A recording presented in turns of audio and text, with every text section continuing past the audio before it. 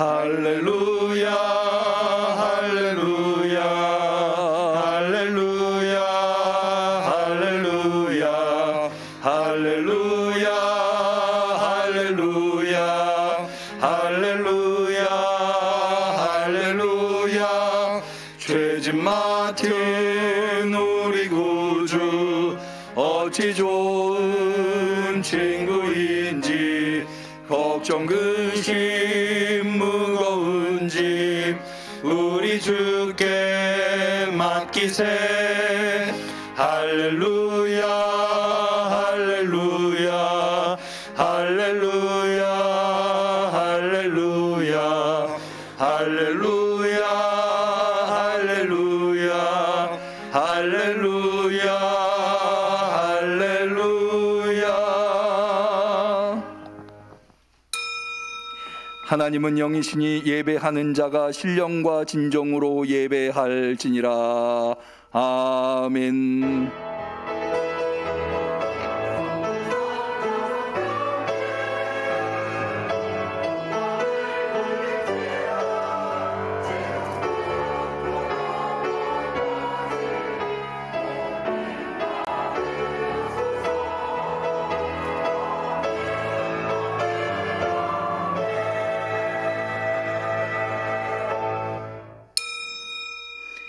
하나님이여 주의 판단을 왕에게 주시고 주의 의를 왕의 아들에게 주소서.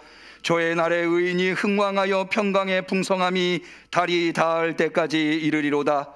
홀로 기사를 행하시는 여호와 하나님 곧 이스라엘의 하나님을 찬송하며 그 영화로운 이름을 영원히 찬송할지어다. 온 땅에 그 영광이 충만할지어다. 아멘. 온 땅을 다스리시며 그 영광을 나타내시는 마땅히 예배 드려야 할 하나님 앞에 겸손한 마음으로 진심 어린 마음으로 성심을 다하여 주께 예배 올려드리나이다. 주여 우리의 예배를 받아 주시옵소서. 그리고 주님의 그 은혜로운 다스림을 베풀어 주시옵소서. 예수님의 이름으로 기도 올리옵나이다. 아멘.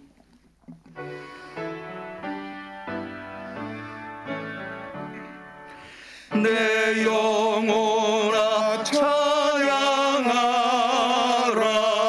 주님 앞에 엎드려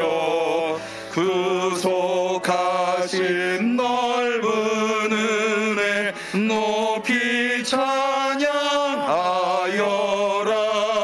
내 영혼아 찬양하라.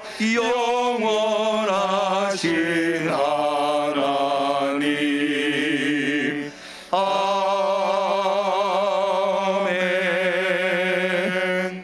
우리를 찾아오시는 주님 앞에 우리의 신앙을 고백할 때에 전능하사 천지를 만드신 하나님 아버지를 내가 믿사오며 그 외아들 우리 주 예수 그리스도를 믿사오니 이는 성령으로 잉태하사 동정녀 마리아에게 나시고 본디오 빌라도에게 고난을 받으사 십자가에 못 박혀 죽으시고 장사한 지 사흘 만에 죽은 자 가운데서 다시 살아나시며 하늘에 오르사 전능하신 하나님 우편에 앉아 계시다가 저리로서 산 자와 죽은 자를 심판하러 오시리라. 성령을 믿사오며 거룩한 공예와 성도가 서로 교통하는 것과 죄를 사하여 주시는 것과 몸이 다시 사는 것과 영원히 사는 것을 믿사옵나이다. 아멘.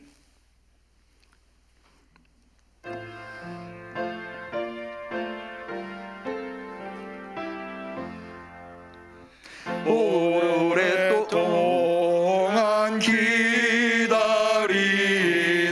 주님 강림하셔서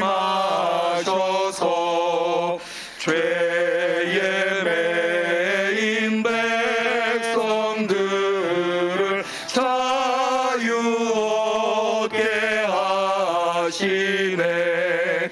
주는 우리 소망이요 힘과 위로 되시니 오래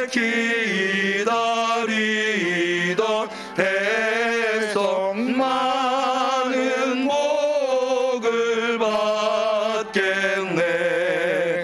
모든 백성 구하려고 임금으로 오시니 영원토록 우리들을 친히 다스리시며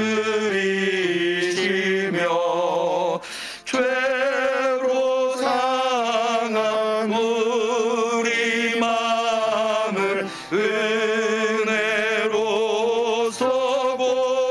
고치고 주의 빛난 보좌 앞에 이르도록 하소서. 아멘.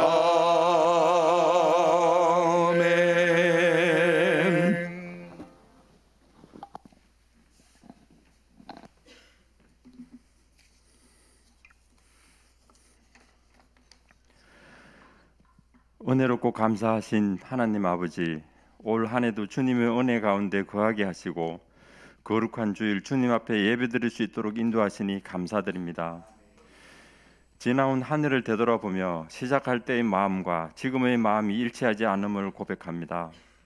하나님의 말씀을 더 많이 보고 주님의 말씀대로 살아가려고 결심하였지만 한 해를 아무리 마무리하는 지금에 와 되돌아보면 때마다 잘못한 일, 후회한 일들이 많았음을 이 시간 고백하고 회개하오니 밝아오는 새해에는 감사하며 기뻐할 일들만 있게 하여 주시옵소서.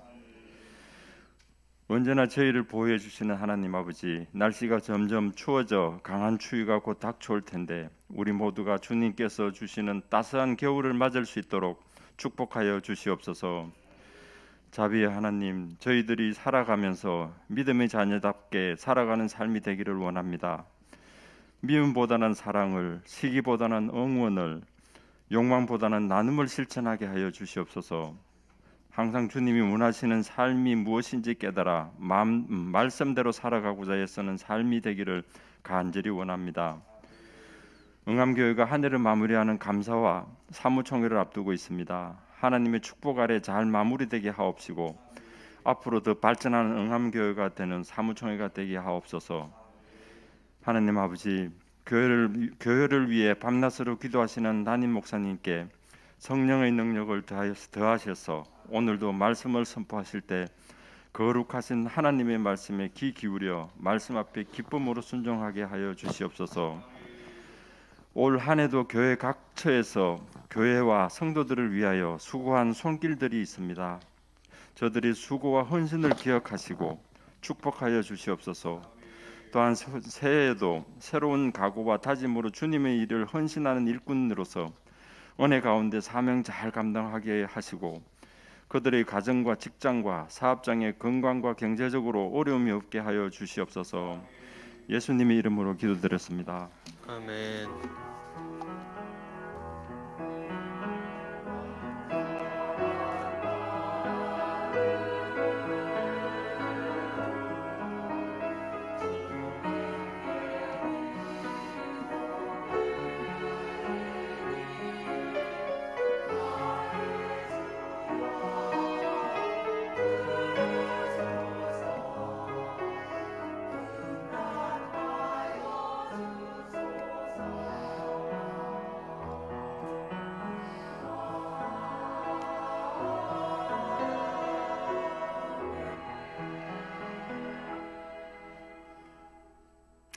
하나님께서 우리의 간절한 기도를 들어주시기를 축원합니다. 아멘. 성시교독의 시간입니다. 교독문은 구주강림 두 번째 교독문인데요, 우리 찬송가에는 수록되어 있지 않아서 새 찬송가의 116번의 교독문을 같이 교독하도록 하겠습니다.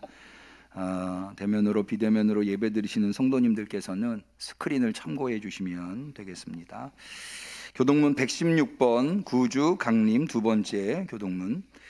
이 새의 줄기에서 한 싹이 나며 그 뿌리에서 한 가지가 나서 결실할 것이요 그의 위에 여호와의 영 곧 지혜와 총명의 영이요 모략과 재능의 영이요 지식과 여호와를 경외하는 영이 강림하시리니 그가 여호와를 경외함으로 즐거움을 삼을 것이며 그의 눈에 보이는 대로 심판하지 아니하며 그의 귀에 들리는 대로 판단하지 아니하며 공의로 가난한 자를 심판하며 정직으로 세상의 겸손한 자를 판단할 것이며 그의 입에 막대기로 세상을 치며 그의 입술의 기운으로 악인을 죽일 것이며 공의로 그의 허리띠를 삼으며 성실로 그의 몸의 띠를 삼으리라. 그 때에 이리가 어린 양과 함께 살며 표범이 어린 염소와 함께 누우며 송아지와 어린 사자와 살찐 짐승이 함께 있어 어린 아이에게 끌리며 암소와 곰이 함께 먹으며 그것들의 새끼가 함께 엎드리며 사자가 소처럼 풀을 먹을 것이며 젖 먹는 아이가 독사의 구멍에서 장난하며 젖된 어린아이가 독사의 굴에 손을 넣을 것이라. 내 거룩한 산 모든 곳에서 해됨도 없고 상함도 없을 것이니 이는 물이 바다를 덮음같이 여호와를 아는 지식이 세상에 충만할 것임이니라. 그날에 이새의 뿌리에서 한 싹이 나서 만민의 기치로 설 것이요 열방이 그에게로 돌아오리니 그가 거한 곳이 영화로우리다. 아멘. 하나님의 말씀은 마태복음 24장 40절에서 44절까지의 말씀을 보도록 하겠습니다.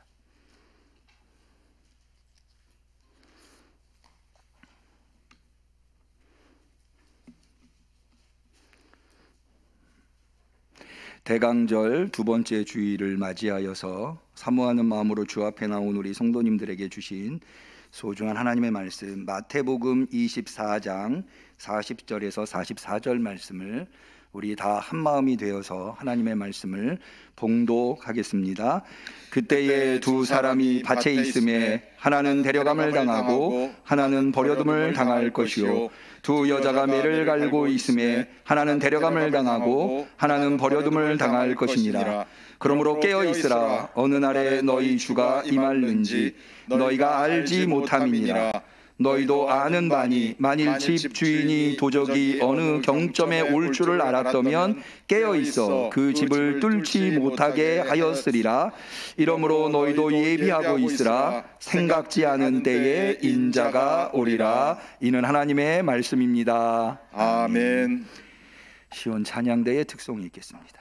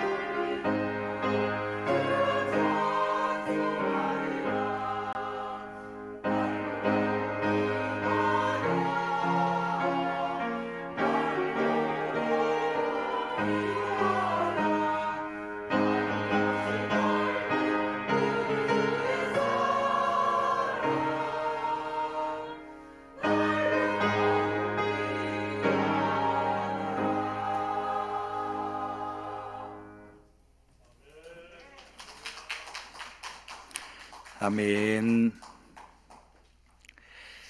우리는 대강절 두 번째 주일을 지나고 있습니다. 대강절에 우리가 꼭 해야 할 것이 있습니다. 그것은 예수님의 오심을 잘 기다리며 준비하는 것입니다. 우리가 설 명절에 부모님을 찾아뵙고 또 떡국을 가족들과 나누는 것이 중요한 풍습이듯이 교회력에 의하면 대강절로부터 한 해가 시작되는데, 이 대강절에 주님의 오심을 기다리며 잘 준비하는 것은 대단히 소중합니다. 모쪼록 우리 응암교회 성도님들 이번 대강절에 주님의 오심을 잘 준비하실 수 있는 성도님들이 되시기를 축원합니다. 그런데 주님의 오심을 잘 준비하는 것에 가장 큰 장애가 무엇인가? 그것은 주님이 예상보다 오심이 늦어지는 것일 듯합니다.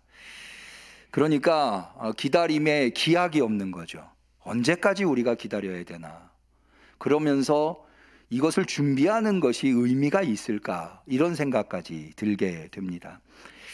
기다림이 길어져서 원래 오시기로 한 분이 늦어져서 아주 치명적인 실패에 이르게 되는 성경의 이야기가 있습니다. 바로 사울 왕에 관한 이야기입니다. 사울 왕은 이스라엘의 초대 왕으로서 전쟁터에 나가게 됩니다.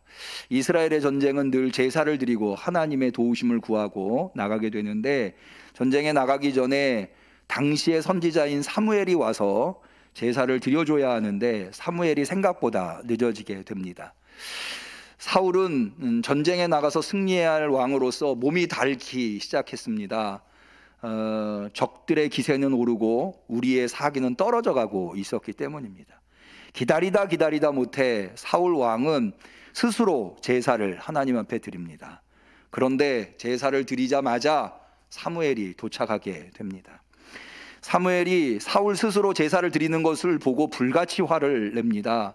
그러면서 그 유명한 말씀, 제사보다 순종이 더 귀한 것을 알지 못하느냐. 그로 인해서 초대 왕이었었던 사울 왕은 하나님으로부터 버림받게 됩니다.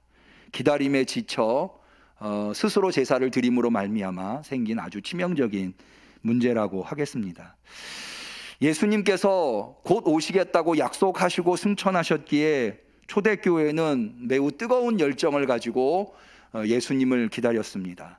그들의 신앙과 결속에는, 그 핵심에는 예수님의 재림이 곧 이루어질 것이라고 하는 재림 기대가 있었습니다.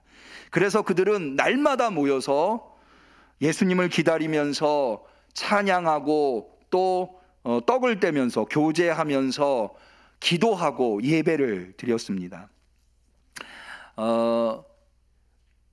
베드로가 오순절날 설교해서 많은 그리스도인이 생겼을 때, 그래서 교회가 역사 속에 출현했을 때 사도행전 2장에는 그들이 어떻게 되었는가에 대해서 잘 기록하고 있는데, 방금 말씀드린 대로 그들은 날마다 모여서 찬미하고 떡을 떼고 기도하고 예배드렸다고 하는 것을 알 수가 있습니다. 그런데 그랬던 예수님께서 금방 오실 줄 알았는데 10년이 지나고 30년이 지나고 50년이 지나도 오시지 않는 겁니다. 누구라도 지칠 수 있습니다.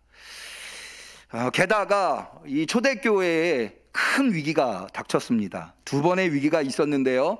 첫 번째는 네로 황제 때입니다. 네로는 기독교인들을 대대적으로 박해한 것으로 유명합니다. 뿐만 아니라 AD 90년경에는 도미티안 황제가 나서서 또한 기독교인들을 박해합니다. 그래서 그때 당시 AD 90년에 많은 유대인들이, 기독교인들이 이 로마를 떠나야 했습니다. 그러니까 내부적으로는 그들을 결속하고 있었고, 그리고 그들이 모범적인 신앙생활을 할 수 있었던 원동력이었었던 예수님의 재림은 지연되며 지쳐가고 있었고, 외부적으로는 국가적 차원에서 로마가 기독교인들을 박해하고 있었던 겁니다. 초대교회는 이루 말할 수 없는 위기에 봉착하게 되었습니다. 이 위기가 성경에 잘 나와 있습니다. 야고보서, 비교적 후기에 기록되었다고 하는 야고보서에는 믿음은 있지만, 믿음의 모양은 하고 있지만 전혀 믿는 자의 행실을 보이지 못하는 죽은 믿음에 대해서, 행함이 없는 믿음은 죽은 믿음이라고 하는 죽은 믿음에 대해서 얘기하고 있다고 하는 것은 이미 많은 사람들이 믿음을 떠났거나 떠나지 않았다 하더라도 죽은 믿음과 같은 믿음 생활을 하고 있었던 것을 알 수 있는 대목입니다. 여러분, 복음서에 보면은요, 깨어 있어라. 오늘 우리가 읽은 본문에도 깨어 있어라, 깨어 있어라. 왜 이렇게 이야기할까요? 잠들어 있는 믿음의 사람들이 있었기 때문이 아닐까요? 제가 신약 성경에 깨어 있어라 라고 하는 내용이 이 단어가 몇 번이 나오나 봤더니 36번이 나옵니다. 그 중에 14번이 서신에 나오고 나머지 22번이 복음서에 나오고 마태복음에도 깨어 있으라는 말이 8번이나 나옵니다. 깨어 있으라는 말이 이렇게 반복해서 나오는 이유가 뭘까요? 잠들어 있는, 그러니까 잠들어 있다는 게 뭐예요? 충분히 깨어 있을 수 있음에도 불구하고 아무것도 행동하지 않는 믿음의 사람들이 초대교회에 존재하고 있었다고 하는 거죠. 그들이 매우 상당수였기 때문에 마태복음뿐만 아니라 마가복음과 누가복음 서신에서도 깨어 있으라고 계속해서 반복적으로 이야기하고 있는 듯합니다. 이만큼 초대교회는 엄청난 위기에 놓이게 된 것입니다. 많은 사람들이 믿음을 상실하고 믿음을 잃어버리고 세상으로 돌아가 버렸습니다. 제가 얼마 전에 한 불교학자가 강연하는 것을 들었는데 굉장히 흥미로운 주제로 강연을 하더라고요. 불교의 발상지가 인도잖아요. 석가모니가 인도 사람 아닙니까? 그런데 지금 현재 인도에는 불교를 찾아볼 수가 없다 하더라고요. 불교가 아주 소수로 남아있는데 그 불교도 석가모니가 일으킨 불교와는 전혀 다른 불교의 교리를 가지고 있다더라고요. 그러면서 이 불교학자가 왜 인도에서 불교는 사라졌는가에 대한 강연을 하는 거예요. 아주 흥미롭더라고요. 정리를 해서 얘기하자면 이런 거예요. 인도에서 불교가 흥황할 수 있었던 그 많은 사람들이 받아들이는 이유가, 불교는 이 카스트 제도라고 하는 계급 제도가 있잖아요. 그런데 불교는 만민이 깨달음에 이르기만 하면 만민이 평등하다는 평등 사상을 가지고 있었기 때문에 주로 불교를 지지하던 사람들은 상업 계급에 있는 사람들, 돈은 있는데 카스트 제도에 의해서 무시당하고 있는 사람들에 의해서 불교가 지지를 받고 있었던, 그러니까는 상업하시는 분들의 토대 위에 불교가 흥할 수 있었던 인도의 배경이 있다 합니다. 그런데 이슬람이 불처럼 일어났던 거예요, 중동 지역에서. 그러면서 이 이슬람이 전폭적으로 이 포교 활동을 펼치면서 이 인도의 상업을 주로 하는 상업 계급의 이 무역로가 막히게 되었다고 하더라고요. 그러면서 상업 계급이 붕괴하니까 이 불교가 토대로 삼고 있었던 기초가 무너져 불교도 같이 쇠락할 수밖에 없었어요. 이런 상황이 되노니까 불교는 어떻게 변화를 꾀했는가 하면, 불교는 사실 절대자를 믿는 종교는 아니거든요. 깨달음에 이르면 자기도 부처가 된다고 하는, 그래서 불교가 종교인가 라고 하는 것에 대한 논란이 많아요. 어쨌든 불교는 깨달음이라고 하는 것을 굉장히 중요하게 여기는데, 이 상업계급이 무너지면서 불교의 지지 기반이 약화되면서 불교가 살아남기 위해서 변화를 꾀했는데, 어떤 변화를 했느냐? 절대자 사상을 만들어내기 시작한 거예요. 그런데 사실 이미 오랫동안 토착신앙으로 인도에는 이른바 힌두교라고 하는 신을 섬기고 있는 신앙이 있었던 거죠. 그러니까 이 신앙, 힌두교 신앙의 흉내를 내기 시작한 거예요. 그러니까 사람들은, 인도인들은 이렇게 본 거예요. 아니, 절대신을 불교가 차별화되었었던 것이 절대신을 섬기지 않고 만민이 모두 다 깨달음에 이르면 부처에 이른다고 하는 것 때문에 이렇게 흥할 수 있었는데, 힌두교 흉내를 내니까 불교를 굳이 믿을 필요가 없는 거죠. 힌두교를 믿으면 되는 거였던 거죠. 그러다 보니까는 불교가 그 본질을 잃어버리고 결국에는 인도에서 사라지게 되었다라고 하는 이야기가 그 강연의 주된 내용이었습니다. 저는 그걸 보면서 이런 생각이 들었어요. 앞서 말씀드린 대로 초대교회도 대단한 위기에 봉착했어요. 여러분, 우리가 시한부 종말론, 몇 날 몇 시에 예수님이 오신다, 그래서 그게 실패로 돌아가면 그 종교가, 그 이단이 사라지는 걸 볼 수 있잖아요. 초대교회가 그랬어요. 예수님 곧 오신다고 생각을 했기 때문에 그렇게 열성을 가지고 날마다 모여서 예수님 오시기를 기다렸던 거죠. 찬양하며 기도하면서 서로 교제하면서 서로 힘을 내라고 위로하면서 용기를 주면서. 그런데 10년이 지나고 20년이 지나고 30년, 60년이 지나도 예수님은 오시지 않고 대대적인 박해만 이루어지게 되는 거죠. 누구라도 신앙을 잃어버리고 기독교를 떠날 수밖에 없는 상황에 이르게 된 겁니다. 그런데 기독교가 역사에서 사라졌나요? 아니죠. 오히려 기독교는 그걸 극복하고 세계적인 기독교로, 로마가 그렇게 대대적으로 국가적 차원에서 기독교를 박해했지만 기독교는 사라지지 아니하고 세계적인 기독교로 발돋움할 수 있었다고 하는 거죠. 어떻게 그렇게 할 수 있었을까? 도대체 그들은 어떻게 그 위기, 누구라도 지칠 수 있고 누구라도 실망하고 낙심하고 신앙을 잃어버릴 수 있는 그런 위기를 이겨낼 수 있었을까? 저는 이 점을 우리가 이해하는 것이 대단히 중요하다고 생각을 합니다. 특별히 예수님의 오심을 준비하는, 기다리며 준비하는 이 대강절에 이것을 우리가 깨닫고 초대교회의 성도들이 했었던 그것을 우리가 소유하는 것, 그것을 실천하는 것, 그것이 대단히 중요하다. 그래서 오늘 말씀을 준비하게 되었습니다. 초대교회의 성도들은 이 위기에 봉착해서 고민하기 시작했어요.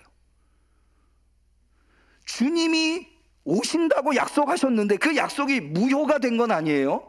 그런데 주님은 언젠가는 오실 거예요. 그런데 늦어지는 거예요, 생각보다. 그러니까 무슨 문제가 생겨요? 처음에는 어떻게 했다고요? 날마다 자기들끼리 모여서 찬양하고 기도하고 교제하고 이것만 했어요. 그런데 더 이상 그렇게만 있을 수가 없는 거예요. 일상생활을 해 나가야 할 거 아니에요.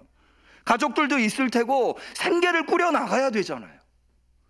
그러면 어떻게 예수님이 언제 오실지 모르는데 예수님이 오셨을 때에 믿음을 상실하지 아니하고 그리스도인으로서 주님을 맞이할 수 있으면서 동시에 일상생활을 살 수 있을까? 여러분, 같이 날마다 모여 있을 때 그리스도인으로서 믿음을 지킨다고 하는 것은 그렇게 어려운 일이 아니에요. 자기들끼리 모여 있으니까. 그런데 이제는 그렇게만 하고 있을 수가 없는 거예요. 자신의 각자의 삶을 살아가야 되는 거죠. 흩어져야 돼요. 흩어졌을 때 어떻게 그리스도인으로서의 믿음을 잃어버리지 않고 상실하지 아니하고, 주님이 언제, 여러분, 모여있을 때만 주님이 오시는 건 아니잖아요. 이제 흩어지면 일상의 삶을 살면 언제 주님이 나의 일상의 자리에, 내 안방에 오실지도 모르는 거거든요. 어떻게 우리는 그리스도를 맞이할 것인가? 이것을 붙들고 씨름하게 되었던 거죠. 그래서 초대교회 성도들이 주님을 기다리는 방법을 전환했는데요. 이게 패러다임의 전환이라고 우리가 흔히 얘기하죠. 전환을 했는데 이게 바로 위대한 전환이었던 거예요. 그게 뭐였는가 하면 모였다 흩어졌다. 모였다 흩어졌다. 처음에는 모이기만 했어요. 날마다 모이기만. 그런데 그게 아니라 모였다가 주일날, 예수님이 부활하신 날 모였다가 흩어지는 거예요. 그래서 일주일 동안 각자의 삶을 사는 거예요. 그리고 다시 모이는 거죠. 그러면서 다시 결속하는 거예요. 그런데 문제는 뭐냐면, 이 모였다 흩어졌다를 하는데 문제가 뭐냐면, 모여서 뭘 할 것인가는 문제가 없어요. 왜냐하면 이들은 이때까지 모여서 매일 기도하고 찬양하고 교제했으니까 모여서 뭘 할 것인가는 전혀 걱정거리가 아니에요. 그거는 의문거리가 아니에요. 그런데 문제는 흩어졌을 때, 각자의 삶을 살고 있을 때 어떻게 그리스도인으로서의 정체성을 잃어버리지 않을 것인가. 이게 중요한 문제였던 거죠. 여기에 대해서 초대교회 성도들이 고민한 것의 결과는 뭐냐 하면, 예수 그리스도는 이 세상에서 어떻게 일상의 삶을 살았고 그분이 그리스도인들한테 가르쳐 주시고 명하신 것이 무엇인가에 대해서 집중하기 시작한 거예요. 그러니까는 우리를 구원하시는 구세주로서의 예수님의 모습, 예수님을 그리스도로 믿는 것, 이것을 넘어서 이 땅에서 한 인간으로서 예수님이 사신 삶, 그리고 그분이 중요하게 여긴 가르침, 그게 뭔가, 왜 거기에 집중하게 됐는가 하면, 여러분, 지금 다시 오시겠다고 약속하신 재림의 예수님, 그분이 오셔서 하는 일이 뭐예요? 그것은 심판하시는 거예요. 알곡과 쭉정이를 가르셔서 알곡은 곳간에 드리는 거거든요. 쭉정이는 버려버리시는 거예요. 그러니까 초림의 예수님, 2000년 전 베들레헴 땅에 오신 그 예수님이 하신 일은 온 인류를 구원하시기 위해서 십자가에 죽으시고 부활하시는 일이었어요. 믿으시기를 축원합니다. 그런데 재림의 예수님은 뭘 하시느냐? 재림에 오셔서 알곡과 쭉정이를 구별해서 하나님 나라의 알곡 성도들을 데리고 들어가시는 거예요. 그러니까 그 재판을, 그 심판을 누가 하세요? 초림의 예수님이 승천하셔서 재림하셔서 그걸 하신다고요. 그러니까 그 예수님은 뭐에 따라서 재판하시겠어요? 판단하시겠어요? 심판하시겠어요? 본인이 보여준 행동, 본인이 하신 말씀, 그걸 가지고 따라서 재판하고 판단하시지 않겠어요? 그래서 우리가 일상 속에서 밭을 갈다가도 예수님이 올 수 있고, 장가 가다가도 예수님이 올 수 있고, 소를 팔다가도 예수님이 올 수 있는데, 그때 예수님을 어떻게 부끄러움 없이 알곡으로 인정받고 주님을 맞이할 것인가? 그로 말미암아 그 고민의 결과물이 바로 복음서라고 하는 거예요. 그래서 복음서들이 등장하기 시작해요. 여러분, 우리가 가지고 있는 복음서가 모두 4권이죠. 그 중에 가장 그러니까 4권 중에 처음 기록된 최초의 복음서라고 하는 것이 마가복음인데요. 마가복음이 언제 기록되었느냐 라고 할 때, 마가복음이 담고 있는 이 역사적 배경은 AD 30년, 예수님이 살아계셨을 때죠. 그러나 마가복음이 성경으로 기록되고 성경으로 교회에게 받아들여진 시기는 AD 70년경이라고 봐요. 예수님이 승천하시고 40년이 지난 이후에 왜 초대교회 성도들은 예수님이 이 땅에서 어떻게 사셨는가, 뭘 가르쳐 주셨는가 라고 하는 것에 집중했을까요? 바로 이 문제 때문이에요. 예수님이 내 안방에, 내 가정에, 내 일터에 찾아오실 수 있는데, 그때 나는 예수님을 어떻게 맞이할 것인가? 그래서 여러분 보세요. 복음서에 나오는 내용들은요, 여러분 잘 아시는 큰 잔치 비유, 예수님께서 해주신 비유인데, 어떤 부자가 잔치가 마련되어서 원래 초대되어 있는 사람들을 초대하죠. 그럼 그 사람들이 뭐라고 그래요? 나는 장가 가야 하고, 나는 밥 깔아야 하고, 난 소 팔아야 하고. 그게 뭐예요? 예수님 시대 당시에 일상 사람들이 하는 일들이었어요. 그래서 그 사람들이 그런 거 하느라고 이 주인의 초대에 응하지 못하는 거죠. 그런데 거기에 응하는 사람들이 있어요. 그 사람들은 잔치의 기쁨을 맞이하게 될 거라는 거죠. 그게 뭘 얘기할까요? 뭘 염두에 두고 있는 걸까요? 어떻게 우리도 역시 그리스도인이라고 밭 안 갈 수 있어요? 그리스도인이라고 장가 안 갈 수 있어요? 그리스도인이라고 소 안 팔 수 있어요? 다 할 수밖에 없어요. 그런데 어떻게 그런 것들을 하면서도, 세상 사람들과 똑같이 그런 일상의 삶을 살면서도 어떻게 주님이 내 결혼식에, 내 밭 가는 일터에, 내 장사하는 그 일터에 찾아오셨을 때 주님을 맞아들여서 주님이 우리한테 주시는 천국에 들어갈 수 있을 것인가? 우리 응암교회 성도님들은 언제 어디서 주님이 오셔도 천국에 가실 수 있는, 하나님 나라에 들어가실 수 있는 성도님들이 되시기를 축원합니다. 그 고민이 성경을, 복음서를, 예수님의 삶과 말씀을 기록하도록 만들어 놓은, 사실은요, 여러분, 성경의 저자라고 하는 사람들이 나오죠. 마태복음의 저자는 마태고, 마가복음의 저자는 마가, 이렇게 얘기를 하는데요. 그래서 어떤 한 사람이 성경을 기록한 것으로 생각을 하는데요, 사실은 고대에서는요, 이런 책들을 기록하기 위해서는 누군가의 후원을 받지 않고는 이런 것들을 기록할 수 없어요. 왜냐하면 어마어마한 비용이 들어가는 거거든요. 여러분, 일단 성경을 기록하려면 어떤 한 사람이 기록했다고 생각하는데요, 복음서 같은 거를 기록하려면 예수님의 행적과 가르침의 자료들을 수집해야 되잖아요. 수집하고 그것을 배열하고 그리고 그것을 하나의 책으로 완성하고, 이런 굉장히 복잡한 작업들을 해야 돼요.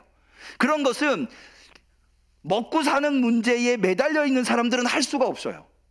누군가 후원을 해서 그 사람들이 이 일에만 전적으로 매달릴 수 있을 때 이 일들이 가능한 거거든요. 그런데 그 마태복음이나 마가복음이나 누가복음, 이 공간복음 같은 것들을 기록할 수 있도록 누가 후원했겠어요? 교회가 후원한 거죠. 왜 후원했겠어요? 바로 이런 문제로 고민하고 씨름하고 있었던, 거기에 답을 얻고 싶었던 거였죠. 그래서 이런 복음서들이 나오게 되었다고 하는 거. 여러분, 이 지점에서 우리가 생각해 볼 것은요, 여러분, 초대교회가 위기를 맞이했을 때 그 위기를 매우 슬기롭게, 지혜롭게 그 위기를 극복함으로 말미암아, 여러분, 성경이 이렇게 오늘날 우리에게까지 전파되는데, 기독교가 세계 종교로, 세계 기독교로 발돋움하는데 얼마나 중요한 역할을 합니까? 성경이 없었다면, 복음서가 없었다면 아마 기독교는 그렇게 세계 기독교로 발돋움할 수 없었을 거예요. 그런데 그게 어떻게 해서 나왔다고요? 초대교회의 위기 앞에서. 초대교회 성도들은 믿음을 잃어버리지 않고 어떻게 주님을 맞이할 것인가, 이 고민과 씨름함으로 말미암아 복음서가 나오게 되었다고 하는 거죠. 다시 말해서 초대교회 성도들은 이제 더 이상 예수님이 언제 오시는가를 고민하기보다는 내가 오늘 어떻게 지금 이 순간 그리스도인의 삶을 살아낼 것인가, 여기에 창념하기 시작했고, 그로 말미암아 성경이 나오게 되었고, 초대교회 성도들은 믿음을 잃어버리지 않고 믿음의 승리를, 결국에는 로마를 기독교의 무릎에 꿇릴 수 있는 역사가 나타나게 되었다고 하는 겁니다. 지난 화요일 날, 지난 목요일이죠. 금요일 새벽인가요? 예. 기억돼. 예. 그 포르투갈과 축구 보셨나요? 저는 안 봤습니다. 예. 제가 왜 안 봤냐면요, 가나전에 너무 실망을 해가지고 전반에 2골 먹는 걸 보면서 발을 끄고 잤습니다. 포르투갈전은 사실 뭐 거기서 이겨봤자 16강, 이길 수도 없고, 가나한테도 졌는데, 가나가 피파 랭킹 61위거든요 우리가 29위고요 포르투갈이 몇인지 아십니까? 9위예요 포르투갈의 아주 유명한 선수 있죠, 호날두. 못 이겨요. 그냥 잤어요, 속상해서. 그냥 아침에, 토요일 날 아침에 눈 떠가지고 제가 제일 먼저 뭘 했겠어요? 그렇죠, 포털을 검색했어요. 근데 이긴 거예요. 아니, 이긴 걸로 끝나는 게 아니라 16강에 진출한 거예요. 아이고, 내가 이걸 왜 안 봤을까? 제가요, 설교 52주를 하면서 영어로 제목을 정한 적이 단 한 번도 없어요. 제가 영어를 싫어해서가 아니라 그런 것들이 너무 현학적으로 보일까봐. 아닌데, 오늘만큼은 Never Give Up 이라고 하는 제목으로. 사실은 이게 원래 제목이 아니었어요. 우리 주보를 만들어주신 하장님, 제가 어저께 아침에, 토요일 날 아침에 부랴부랴 제목을 바꿨어요. 제가 바꾼 이유가 있어요. 굳이 영어로 Never Give Up. 포르투갈전을 승리하고 선수들이 태극기를 들고 기념사진을 찍는데, 그 태극기에 뭐라고 돼 있냐면 Never Give Up 라고 돼 있더라고요. 아멘을 하실 일인지는 모르겠으나 Never Give Up이라고 써 있더라고요. 근데 저는 그걸 보면서 참회했어요. 회개했어요. 난 포기했거든요. 아니, 나만 포기한 게 아니에요. 우리 교회 청년 중에요, 이 통닭집에서 아르바이트하는 청년이 있어요. 제가 그 청년한테 물었어요. 야, 그 포르투갈전에서 너 무지하게 바빴겠다. 그 얼마나 많은 사람들이 그 포르투갈전 보면서 통닭을 뜯어댔겠냐. 그랬더니 이 친구가 아니요, 목사님, 그날은 별로 안 바빴어요. 그러더라고요. 그래서 제가 왜 그럴까? 혹시 이 중에 포르투갈전 직접 실시간으로 보신 분? 많이들 보셨네. 네. 제 생각에는요, 저처럼 생각한 사람들이 태반이었을 것 같아요. 에이, 뭐 포르투갈 이겨봤자, 이길 수도 없고 이겨봤자 16강에 나가지도 못하는데 그거 왜 보나. 더군다나 12시에 하는 거. 자, 그런데요, 제가 정말 참회하게 된 게 손흥민 선수가 경기 끝나고 SNS에 올린 글 때문에 제가 참회했어요. 뭐라고 손흥민 선수가 올렸냐면, 선수들은 포기하지 않았습니다. 그리고 대한민국 국민들도 선수들을 포기하지 않았습니다. 저는 포기했거든요. 네. 못 이긴다. 근데 놀라운 사실은요, 그렇게 포르투갈전에 진짜 온 힘을 다해서 제가 나중에 봤는데 정말 죽을 둥 살 둥 하더라고요.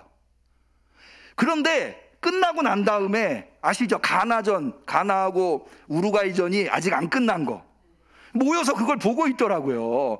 거기에 결과가 어떻게 되느냐에 따라서 우리가 16강에 가고 못 가고가 결정이 되는 거예요. 그런데 그 순간에 2대0으로 우루과이가 이기고 있었더라고요. 그런데 사실은요, 축구를 좀 아시는 분은 가나가 그날 보여준 태도는 대단히 이상한 거예요. 왜냐하면 어느 팀도요, 2대0으로 지고 있으면 공격을 굉장히 열심히 해요. 골키퍼까지 나와서 공격을 해요. 왜냐하면 2대0으로 지나 3대0으로 지나 마찬가지인데 한 골이라도 넣고 줘야 할 거 아니에요. 그런데 가나가요, 전혀 공격을 하려고 하지 않아요. 근데 사실은 공격을 상대방이 하려고 하면 할수록 뒷공간이 비어서 역습당할 확률이 높거든요. 또 우루과이가 잘하는 게 그거예요. 독일전에서 우리가 1대0으로 이기고 있다가 2대0으로 이긴 이유도 그거거든요. 독일이 1대0으로 한 점을 먼저 우리가 이기니까 어떻게 해서든지 만회해보려고 골키퍼까지 나왔다가 손흥민이 공격을 해가지고 그래서 한 골을 더 넣어서 2대0으로 이긴 거거든요.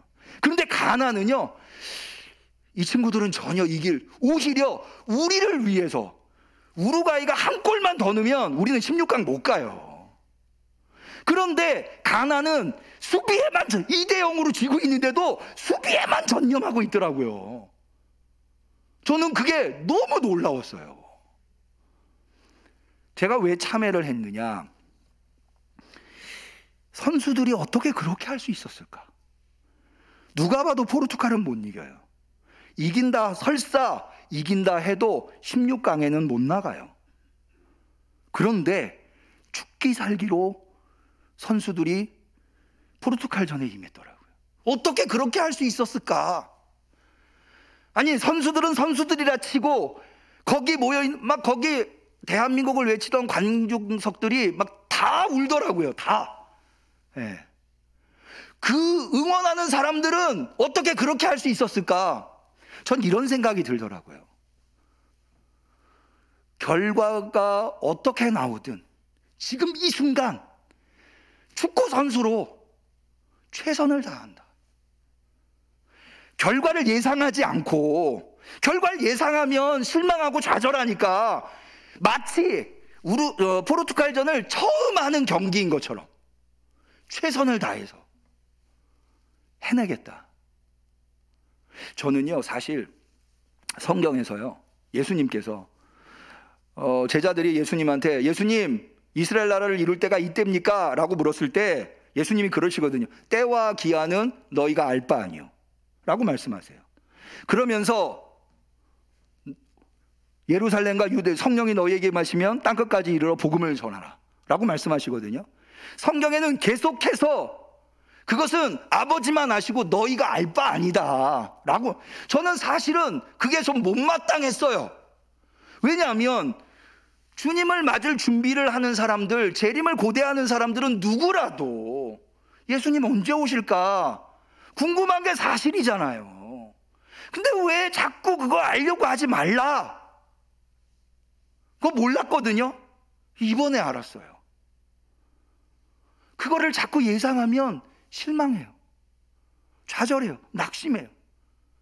그게 중요한 게 아니라 내가 오늘 지금 나의 삶의 현장에서 얼마나 최선을 다하며 그리스도인으로서 믿음을 잃어버리지 않고 살아가고 있는가.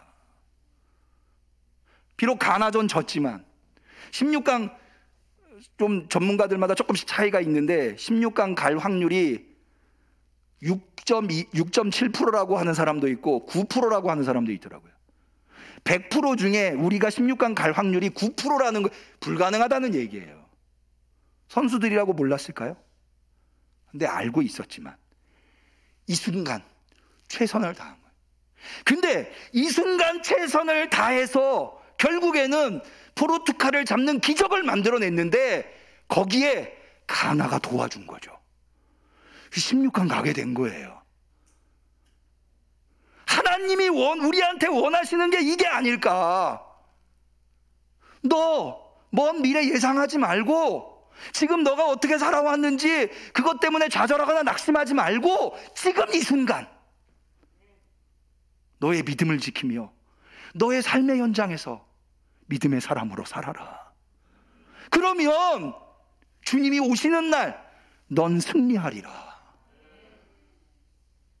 제가요 이걸 깨달았음에도 불구하고 여러분 우리가 16강에 올라서 할 상대팀이 어딘지 아세요? 졌구나. 졌구나. 브라질이 세계 랭킹 1위거든요. 그런 생각이 들더라고요. 졌구나. 더군다나 그게 새벽 4시에 하거든요. 자야 되겠다. 그랬는데요. 제가 이 말씀 깨어 있어라. 그게 이제 깨어서 축구 보라는 얘기는 아니지만 참회하는 마음으로 이기고 지구를 떠나서 내가 이 순간 내게 주어진 삶 속에서 최선을 다하는, 그게 브라질이 됐던 포르투갈이 됐던 가나가 됐던 어디가 됐던 최선을 다하며 그리스도인으로 사는 것, 그것이 소중한 거구나. 참회하는 마음으로 깨어서 보려고요. 물론 새벽 기도 때문에 후반전까지는 못 볼 것 같은데 참회하는, 여러분 우리 지금 이 순간 주님을 맞이할 준비를 하실 수 있기를 축원합니다. 믿음을 지켜내시기를 축원합니다. 그것이 위대한 거예요. 하나님이 그것을 평가해 주실 거예요. 주님이 오셨을 때 여러분들이 오늘 지금 삶의 현장에서 몸부림치며 믿음을 지켜내려고 애썼던 것, 그것을 귀하게 여겨주실 거예요. 기도하시겠습니다. 하나님 아버지, 오늘 우리에게 깨어 있어라, 깨어 있어라, 깨어 있어라 거듭거듭 말씀하시는 것은 절대 포기하지 말아라. 아무리 실망이 찾아와도, 아무리 낙심이 되어도 너 믿음의 사람아, 믿음의 삶을 사는 것을 절대 포기하지 말아라. Never give up 말씀하시는 줄로 믿습니다. 주님의 말씀 받들어 포기하지 않겠습니다. 이 순간 최선을 다해서 믿음으로 살겠습니다. 주여 우리의 중심을 기억하여 주시옵소서. 승리의 날을 맞이할 수 있게 하여 주옵소서.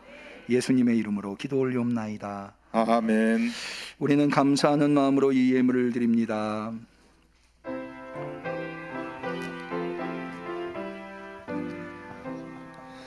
어디든지 예수 나를 이끌면 어디든지 예수 함께 가려네.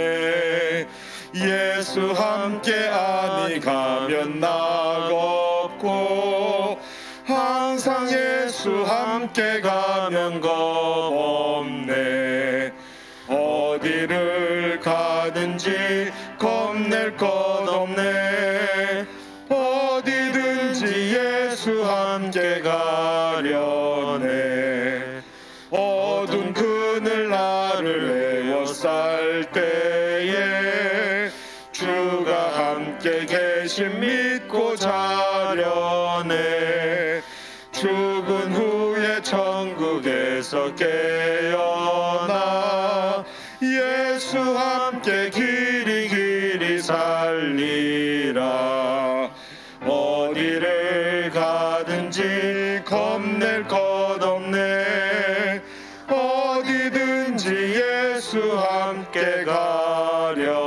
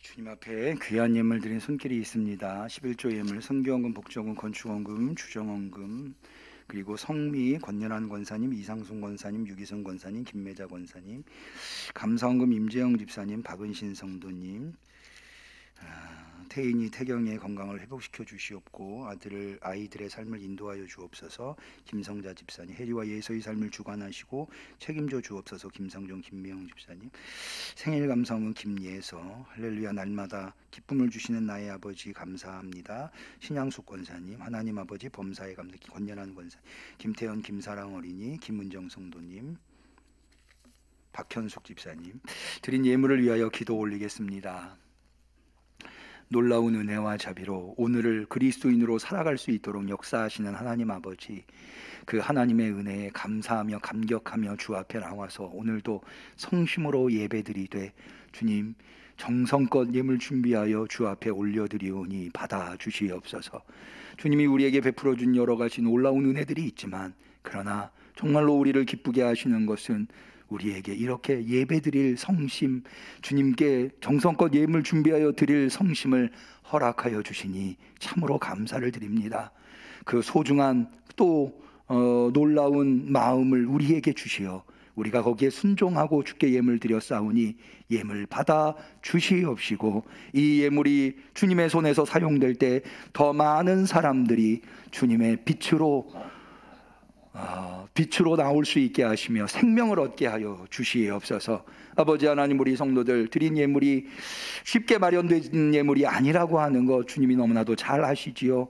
주여, 그 눈물을 헤아려 주시옵시고 어찌하든지 하나님이 우리의 주인임을 고백하며 주께 예물 드렸사오니 그 손으로 하는 일마다 형통케 하여 주시옵시사. 꾸어줄지언정 꿇어다니지 아니하고 물질 때문에 눈물 흘리는 일이 있지 아니하도록 역사하여 주시옵소서. 아버지 하나님, 우리 중에 예배드리러 나온 성도님들 가운데에 혹시 육신의 연약함으로 말미암아 고통당하고 있는 이가 있습니까? 주님 치료하여 주옵소서. 낫게 하여 주옵소서. 주님의 피 묻은 손으로 안수하여 주시옵시사. 건강한 몸으로 주를 섬길 수 있게 하여 주시옵소서. 뿐만 아니라 주님, 마음에 무거운 짐이 있는 성도가 있습니까? 주여 빛을 비추어 주옵소서. 소망이 되어 주옵소서. 문제보다 우리가 고민하고 있는 문제가 어떤 것이라도 그것보다 더 위대하신 분이 여호와 하나님이신 줄로 믿사오니 주님이 우리 심령에 찾아오셔서 모든 근심 걱정을 물리쳐 주시옵시고 기쁨으로 인도하여 주시옵소서. 간절히 축복하며 예수님의 이름으로 감사하며 기도 올리옵나이다. 아멘.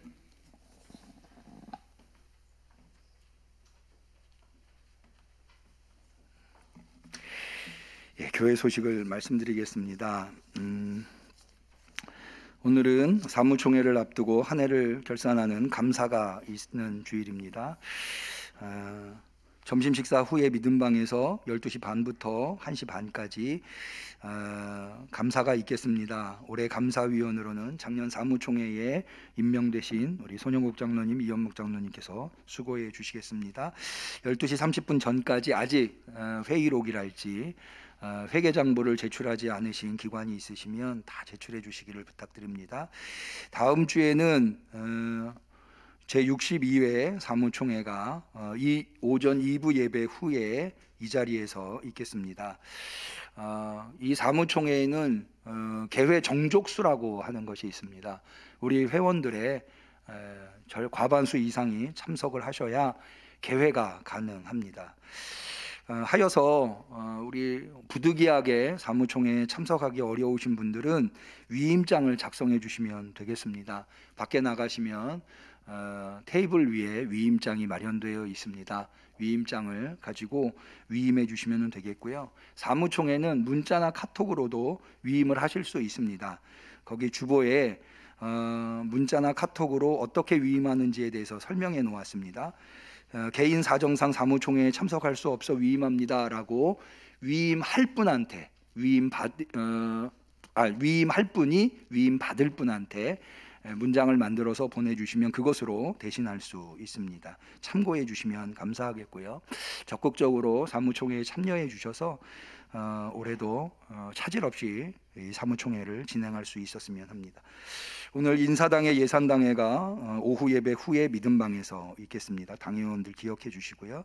기쁜 소식이 있습니다. 지난주에 우리 신랑 신부 오셔서 인사해 주셨는데 우리 박예라 성도님 돌아오는 토요일 날 오후 3시에 보타닉 파크 웨딩홀에서 결혼식이 있습니다. 제가 여기를 찾아보니까는 마곡지구 그쪽이더라고요. 그래서 교회에서 한 1시간 정도 거리에 있는데 토요일은 요즘 차가 많이 막히더라고요. 그래서 조금 일찍 출발하려고 합니다.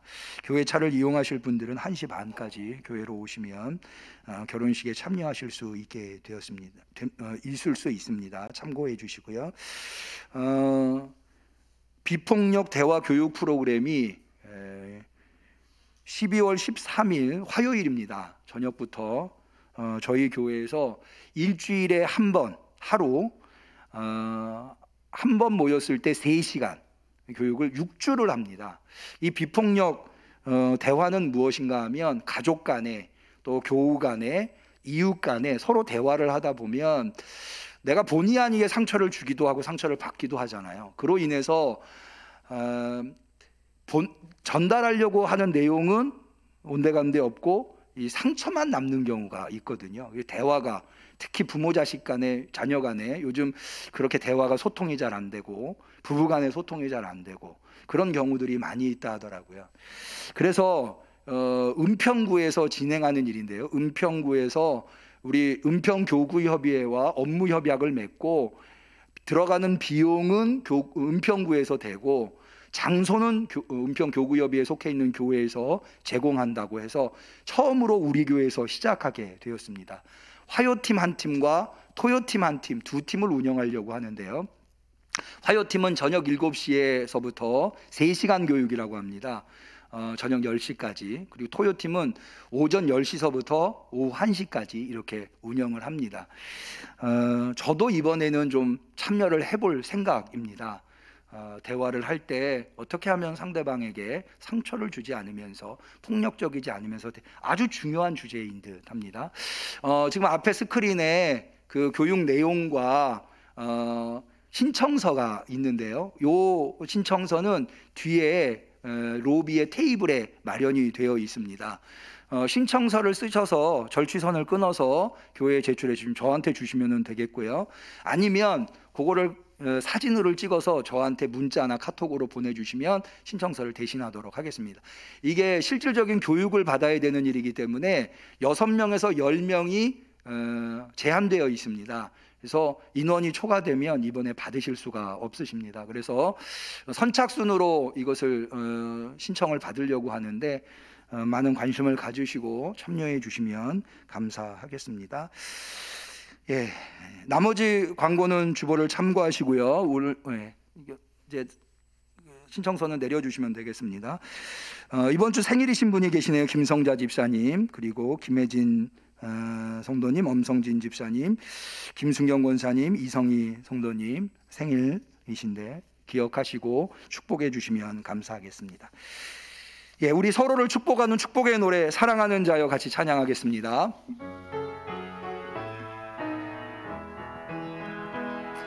사랑하는 자여 너의 영혼이 잘됨같이 언제나 범사에 잘되고 강건하기를 내가 간구하노라. 우리 하나님께 영광의 박수 올립니다. 우리 앞뒷분 곁에 계신 분들과 서로 인사하겠습니다. 그리스도의 평화를 빕니다. 그리스도의 평화를 빕니다. 비대면으로 예배드리시는 성도님들에게도 그리스도의 평화가 임하시기를 바랍니다. 감사합니다. 송영하시겠습니다.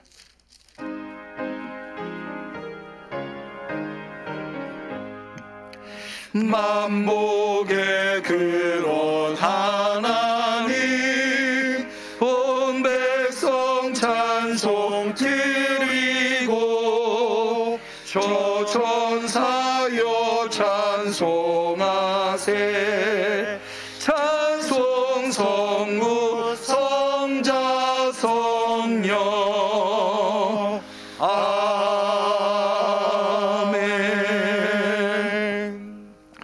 이제는 약속을 이루시는 날 우리를 찾아오셔서 우리를 하나님의 나라로 인도하실 예수 그리스도의 은혜와 하나님 아버지의 사랑과 그 주님의 약속이 이루어지는 날이 승리의 날이 되도록 오늘도 우리 가운데서 역사하시는 성령님의 교통하심, 충만하심, 인도하심이 그날을 믿고 오늘 나의 삶의 현장에서 믿음의 사람으로 최선을 다해 살아가기로 결단하는 우리 성도들 머리 위에, 우리 응암교회 위에 지금부터 영원까지 함께 하시기를 간절히 축원하옵나이다. 아멘.